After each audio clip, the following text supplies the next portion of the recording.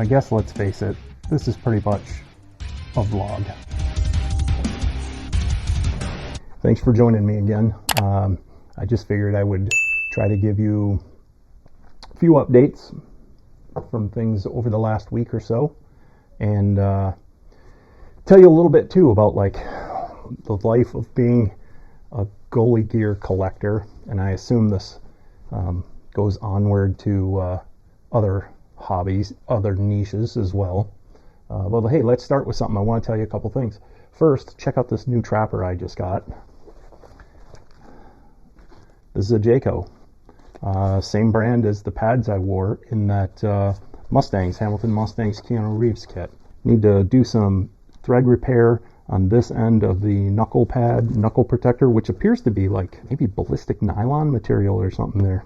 I noticed it here too on the front of the cuff. I don't know. I've never seen that material on any other goalie gear. Anyway, another light colored leather piece, and I will give it a cleaning with my Lexol cleaner and conditioner. I will clean up the nylon with my, what's the brand, like Starbright Ultimate Vinyl Clean. I use that for a lot of the nylon materials and things like that. Oh yeah, I noticed this. I'm gonna have to relace this. The T across the top has some actually like completely cut loops of lace. I'm a little worried because this thing has a triple web, and there's a whole lot of going on in there. I'm hoping that I'll be able to just do my method where I just follow with the new lace. So I'll find a knot like maybe here that appears to go up and around, and undo that knot, take the first couple loops out, run my new one through, and just keep following it. Go through those couple, take out the next couple, put mine through, and so on. I don't know. There's a knot on each side. I'm hoping that's what goes across the top of this T to make it easy on me. And since I was putting that away, figured I'd grab this and show you. This is, I believe, 1997. Yeah, copyright 97 Labatt's promotional poster in an aluminum frame. In great shape, no tears, no discoloration or anything. Another cool piece of goalie art to go on the wall down here that I'm running out of room for. I get asked all the time, like, where do I find all this gear and whatnot? I always reply with the same thing, like, you know, eBay, Kijiji, Craigslist, garage sales, flea markets, thrift stores, resale shops, that kind of thing. And I wanted to just point something out to you. I was meeting some friends for dinner the other day. I was ahead of schedule and went into a Goodwill store and came out with 3 of these picture frames. They were brand new, still had the original price tags on them. 3 this size and 2 larger ones.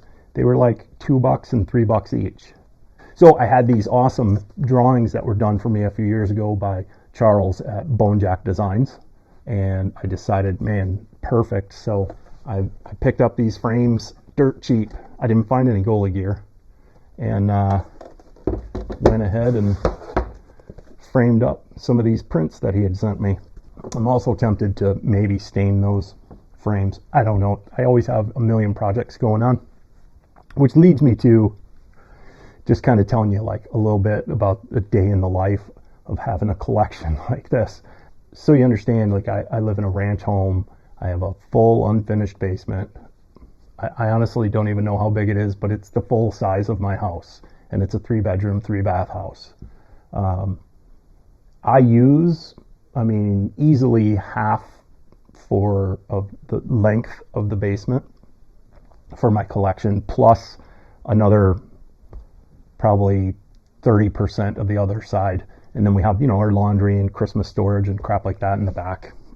I also have 2 dogs and 2 cats in the house. And it's funny because in an unfinished basement like this, it's like everything works its way down here. So, pet hair, dust, you name it. It all seems to work its way down the steps and down to here. So like around here, I'm sweeping constantly. I don't have carpet down here. It's just concrete floor. So I am constantly sweeping and picking up dust and all that. Another thing is, I get a lot of cobwebs down here. I'm sure you've seen them in some videos because it's hard to keep up. It's a lot of, square footage. So the reason this topic even comes up is today I was doing some cleaning and thought, maybe I should kind of let people know what it's like, the work involved in having something like this. So, not only do I sweep all the time and pick that stuff up, but I have a shop vac. Now I have a new, a little bit bigger shop vac with longer hose and whatnot. And I have to go around. I have to go around to every nook and cranny. I have to get up into the ceiling and get cobwebs out. I'm friends with my spiders. I don't mind the spiders, and I don't go out of my way to eliminate spiders. Mostly because I have a lot of leather goalie gear, a lot of deer hair, and a lot of wool down here. So having spiders means having little to no moth issues ever. So I kind of I used to give them names when they were near my work area and just let them live their life. I put the attachment on, and any of the shelves that are up off the floor, I vacuum under those. Really concentrate around anywhere there's light bulbs and ductwork. Anywhere there's like a floor vent going up, that's where there's the most spider web activity, cobwebs. I have a feather duster on an extended handle, and I go around and I get the tops of all the combos and any masks I might have on the shelves in there. Usually maybe once a month or so I go through with the duster and try to get like the face of all the gear as well. But I always end up wiping them down. Just whenever I get it, that bug in me, and I notice a couple of them maybe are worse than normal, I go through and pull every pad down with a slightly damp cloth and wipe them down, put them back on the shelf. The other thing that happens, and it's usually while I'm doing all the cleaning, is find myself tidying up. I end up with pieces of gear all over the place over the course of a week. I get a lot of messages. People will ask me questions if I can help identify something, or what, can you show me a close-up of the T on a, mid-80s GM 21 catch glove? So I'll grab a glove if I have the time, and I take some pictures and send them to them and whatnot. And if I'm working, I may go right back to my computer. So a lot of times that glove will just end up sitting here on the workbench or over where I take photos. Oh, I can show you another thing too. Hold on, I'll be right back. So a while back, I mentioned I was looking for reactor blue, red, yellow gloves. I ended up acquiring this. I'm pretty sure I've shown that off. I don't know what video. This is a Reactor 4 catch glove. I then found a Vaughn Vision blocker on eBay, and I snagged that, and I have a match set. Haven't even been able to use them yet, but just the other day, as luck would have it, the matching Reactor 4 blocker popped up on the eBay. Was able to make a deal with the seller, got it down a little bit in price, paid a little too much. The palm has some problems, as you can see there. I'm gonna have to cut the sweatband thing out that has a hole in it, and all that black dust from that open cell foam stuff that was in there. But other than that, like the surface of it, not too bad at all. The face is really nice, and this is the proper match set, and they're both Reactor 4. So even though the pads are Reactor 5, I at least now have the correct colorway in Cooper gloves. And back to what I was talking about right before this. This is a great example. I'm doing this video right now. I'm not going to get up and go put these gloves away. In fact, they already weren't put away. These two were over on a cabinet that I have like a white backdrop there because I was taking pictures to show a friend of mine. Back to like the straightening up, like sticks are always sticking out. The last video, I think, I had a couple sticks over here that I told you were going to be maybe a sneak peek for the next game.